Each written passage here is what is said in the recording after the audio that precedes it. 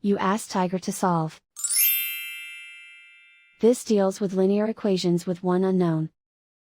The final result is w equals -8. Let's solve it step by step. Simplify the expression.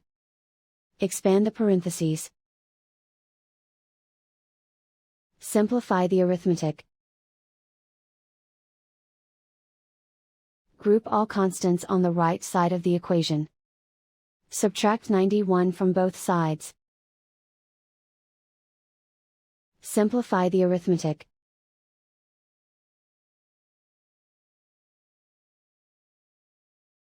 Isolate the w. Divide both sides by 7.